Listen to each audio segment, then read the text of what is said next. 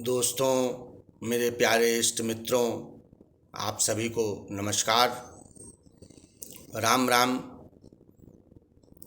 आज का जो विषय चुना गया है इस आइए ज्योतिष कार्यक्रम में, वो चुना गया है ये जो विवाह में 36 गुण मिलाए जाते हैं, ये क्या चीज़ है?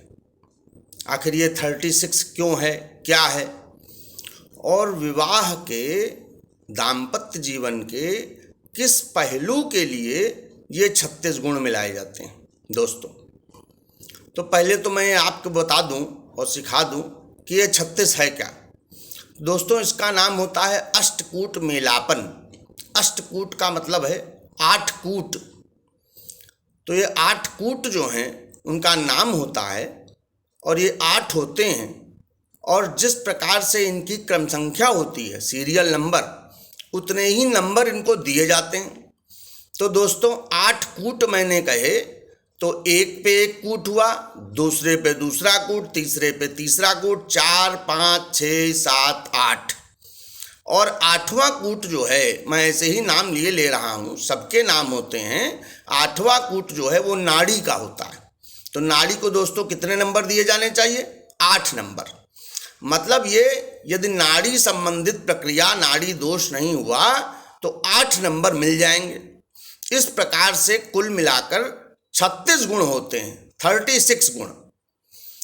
पहले जो कूट आएगा उसका 1 नंबर मिलेगा, जो दूसरा कूट है उसका 2 नंबर मिलेगा। तो आइए दोस्तों, इस पहेली को सॉल्व करते हैं और आप सभी लोग इसको सीखिए और जानिए। बड़ा मज़ेदार विषय है कि 1 से लेकर 8 तक कूट हैं, उनकी सीरियल नंबर के अनुसार ही उनको नंबर दिए गए हैं। तो आइए इन नंबरों को जोड़ते हैं, इन नंबर्स को जोड़ते हैं, इन संख्याओं को जोड़ते हैं। तो जो पहला कूट है उसका नंबर हुआ 1, जो दूसरा कूट है उसका नंबर हुआ 2, जो तीसरा कूट है उसका नंबर हुआ 3, जो चौथा कूट है उसका नंबर हुआ 4, जो 5वां कूट है उसका नंबर हुआ 5, जो छठा कूट है उसका नंबर हुआ 6, जो 7वां कूट है उसका नंबर हुआ 7, जो 8वां कूट है उसका नंबर हुआ 8। अब 1 से 8 तक ये गिनती जोड़ डालिए, यही तो गुण मिले हैं, इन्हीं को गुण कहा जाता है। 1 नंबर वाले कूट का एक गुण उसकी संख्या आती है। ये उसमें कोई दोष निकला तो 1 नंबर नहीं मिलेगा आपको। दूसरे में, 5वें में अगर नहीं मिलता है वर वधू में, तो 5 नंबर नहीं मिलेंगे। उस जिस प्रकार से कम होता जाएगा उसी प्रकार से नंबर भी कम होते जाएंगे। तो पहले जानिए कि ये 36 है क्या। आइए 1 से 8 तक जोड़ डालें इन गुणों की संख्या को। तो 1 + 2, 1 + 2 हुआ 3, फिर 2 तो जुड़ गया, अब तीसरे नंबर पे तीसरा है, तो 3 + 3 6, अब 4 नंबर आया, 6 + 4 = 10। अब 10 पे 5वां नंबर आया, फिर उसके बाद 10 × 5 = 15, और 15 के बाद छठा नंबर आया 6 गुण वाला, तो 15 × 6 = 21, 21 के बाद 7 गुण वाला आया 21 और 7 = 28, 28 के बाद 8 गुण वाला आया, तो 28 और 8 दोस्तों 36। 1 + 2 + 3 + 4 + 5 + 6 + 7 + 8 = 36। 1 + 2 + 3 + 4 + 5 + 6 + 7 + 8 = 36 गुण। तो दोस्तों, यही आप लोग सीख लीजिए। बहुत ही मज़ेदार विषय है कि ये 36 गुण हैं क्या। यही 36 गुण मिलाए जाते हैं। जिस प्रकार से चीज़ें कम मिलती हैं वर वधू में, उसी गुण का नंबर, उसी कूट का नंबर कम हो जाता है। जैसे मान लीजिए नाड़ी दोष लग गया तो इसमें कम ज़्यादा नहीं होता है। अगर नाड़ी दोष लग गया तो उसका नंबर 8 है, तो 8 नंबर कट जाएंगे। तो पहले 36 में से 8 चले गए। दोस्तों, ये तो आप जानते ही होंगे कि 36 में से 18 गुण कम से कम मिलते हों तो वर वधू की, कन्या की और लड़के की शादी की, विवाह की अनुमति दी जाती है। यह 36 में 18 हो या 18 से ज़्यादा हो। अब जो मैं आपको बताना चाहता हूँ वो काफ़ी गंभीर विषय है। दोस्तों, इसी 36 गुण अष्टकूट मेलापन को लोगों ने भ्रम फैला दिया इसमें। अनेक ज्योतिषी हैं, अनेक लोग हैं जानकार, जिन्होंने इसमें भ्रम और मिथ्या जैसे मांगलिक विषय के बारे में आपको बताया था, जैसे कालसर्प योग के बारे में आपको बताया था, वैसे ही दोस्तों इस 36 गुणों का भेद भी है और रहस्य भी है, जो वास्तव में आज का टॉपिक भी है, विषय है। विवाह और 8 कूट जो 36 गुण होते हैं, विवाह और 36 गुणों का राज क्या है। तो दोस्तों लोगों ने इसको भगवान सीताराम का जब विवाह हुआ था तब 36 में 36 गुण मिलते थे। अब दोस्तों ये सोचिए, उनकी बात पर ऑब्जेक्शन लगाना, तो लोगों ने कहा कि 36 में 36 गुण मिलते थे गुण सीताराम, भगवान सीताराम के विवाह में, तो उनका दाम्पत्य जीवन कैसा बीता था। आते ही वानप्रस्थ हो गया, तो ये तो 36 में 36 गुण मिलना उचित नहीं है। तो अब लोगों ने ये भ्रम फैलाया, अनेकों लोगों ने, कि 36 में 36 भाई नहीं मिलने चाहिए, 36 में 35 मिलेंगे तो ब्याह कर लेंगे, लेकिन 36 में 36 मिल गए तो सीताराम वाला फंडामेंटल लग जाएगा, मामला कुछ गड़बड़ दिखता है। इसलिए दोस्तों 36 में 36 मिलते हो तो विवाह मत मानो, कैंसिल कर दो। दोस्तों आप खुद ही सोचिए, विषय के आधार को चुनिए और स्टडी ओरिएंटेड होइए, अध्ययन हो। जब 36 गुण बताए गए हैं तो 36 में जितने ज़्यादा से ज़्यादा मिल जाएंगे वो अति उत्तम होगा, लेकिन लोगों ने इसको भ्रम फैलाया और 36 में 36 कहा कि मिल जाए तो गड़बड़ है मामला।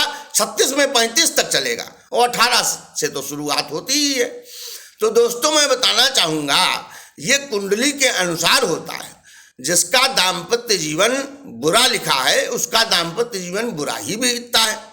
अब यदि भगवान सीताराम की कुंडली में दाम्पत्य जीवन कष्टमय या वानप्रस्थ आश्रम लिखा हुआ था, तो इसका गुणों से कोई लेना देना नहीं है। लोग ये नहीं जानते कि ये 36 गुण जो मिलाए जाते हैं इनका वास्तविक अर्थ क्या है। आखिर दाम्पत्य जीवन के किस पहलू के लिए, दाम्पत्य जीवन के किस पार्ट के लिए ये 36 गुण मिलाए जाते हैं, ये किसी को नहीं पता है। और दोस्तों मैं आज चाहूँगा कि आप जब मेरे चैनल को लाइक करें, सब्सक्राइब करें, तो कमेंट करके हमें बताएं भी कि 36 गुण क्यों मिलाए जाते हैं। ये किसी को नहीं पता, लेकिन किसी को तो पता है ही, तभी तो हमको भी पता है।